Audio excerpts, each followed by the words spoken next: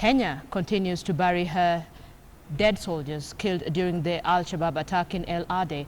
Official information about the attack remains scanty, but Standard Group's Mark Obar has managed to piece together a story on the long road to El Adde. Take a look. Eldoret. President Uhuru Kenyatta is attending a military ceremony. Together with Somali and Nigerian presidents, they are here to honor Kenyan soldiers who died in the worst attack on KDF in El Adde, Somalia. We fight because our cause is just, because we want to restore a productive peace in Somalia, and we also wish to protect ourselves from an enemy that would seek to destroy us as well. Together we can and shall defeat terrorists, their sponsors and sympathizers. I want to assure you we will defeat them, and we will defeat them finally.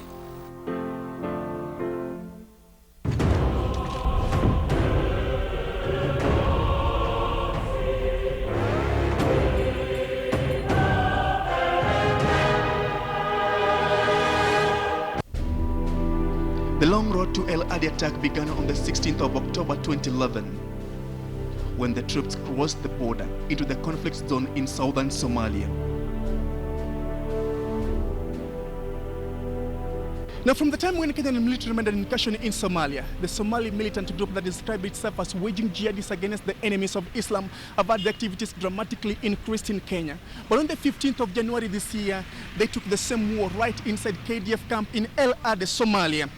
But as you may soon find out, this was not just an attack on a military company, because this was a trophy to them. Kenya's entry into Somalia under the African Union Mission to Somalia, AMISOM, forced Al-Qaeda-affiliated militia group to leave the Somali capital city, Mogadishu, which they nearly placed under their control in 2011. It's not clear how many Kenyan soldiers were killed or captured in the 15th dawn attack, but this we do know.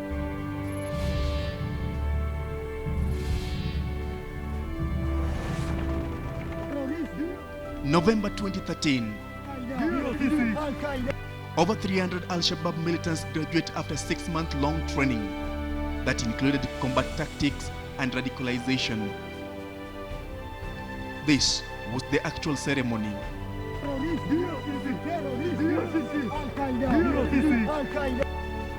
They will soon break into smaller units of police division, ground combat squad, and suicide bombers. In particular, the militants were angered by KDF's massive firepower that drove them out of capital city Mogadishu and their ability to gain rapid dominance in the battle space.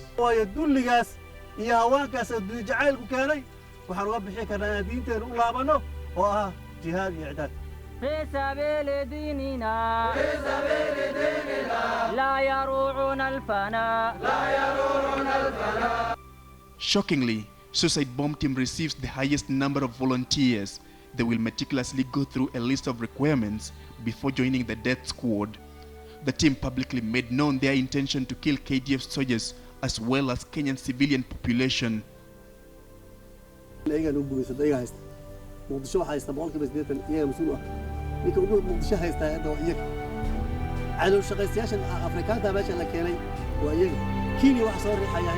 But even with this kind of determination, KDF managed to kill hundreds of Al-Shabaab troopers, foiling many attacks against innocent Kenyans. Al-Shabaab using suicide bombers is just keeping their trademark. It's nothing funny, it's nothing different. It's just showing that Al-Shabaab is as lethal as their counterparts elsewhere. 15th June, Kenyan military intelligence trailed a group of Al-Shabaab militants and neutralized their threat, just as they attempted to attack a military camp at Baure area, Lamu County. They fatally miscalculated their approach, and many of them did not live to see the dawn of the day. KDF killed 11 of the Al-Shabaab militants. The Baure attack was an indication that Al-Shabaab had changed tact. Being the key determinant in Somali peace, KDF knew that the war by the extremists targeted their very existence in Somalia. With our other allies in AMISOM, we will continue in Somalia to fulfill our mission. Tactically, KDF firepower is much bigger than that of a partially trained bunch of radicalized youth. But even then, a more intriguing factor would be to make a hands-on assessment on the AMISOM bases in Somalia. The El Adde base was a typical combat outpost with extra jurisdictions, not subjected to civil applications and directly operated by the Kenyan military. The El Adde camp, as you said, had extra legal implications or issues because it's located right at the border of Sector 2 and 3. And it's in Sector 3 that we have problems with Al-Shabaab. But Sector 3 was given specifically to Ethiopian troops, and Ethiopian troops have kind of refused to clean it up. And so the extra legal issues involved in El Adde have to do with, will Ethiopia allow Kenyan forces to get into Sector 3 and clean the mess in Sector 3? And as such, modern surveillance technology should have detected and neutralized the militants while several miles away. Where was modern-day technology in Somalia? $1 million question. I wish someone could answer me that. Night vision goggles, drones, night vision drones, and other APCs, for example. We would have had our men jump into armored personnel carriers. Where they were, I'm yet to know. If they must inflict serious injuries on KDF, they will have to look for a better intelligence, and the task of supplying that intelligence falls to anyone, including the locals in Somalia. These fighters, what time of the night did they begin to gather? Did they gather in the town, or did they gather at a distance and walk the entire night so that they could not be recognized? And if that was done, wasn't there intelligence whatsoever? Or have we, in our national intelligence infrastructure, NIS, military intelligence, failed in gathering intelligence against the enemy? Then if we have done, that is a very risky business, going to war without intelligence. A week after the attack, reports emerged that the local clans might have played a role in planning and execution of the attack. According to the report, 3 KDF soldiers who had escaped the massacre and hidden in a village elder's house were hunted down by Al-Shabaab and lynched together with their host after being allegedly betrayed by the villagers. November 2015, the Somali National Assembly overwhelmingly voted to have Kenyan troops withdraw from Somalia. But there is one thing that people need to understand in the whole of this debate, because there is a difference between withdrawal of troops from Somalia and an exit strategy. Politically, it may mean one and the same thing, but technically, one of them could just be a contingency plan.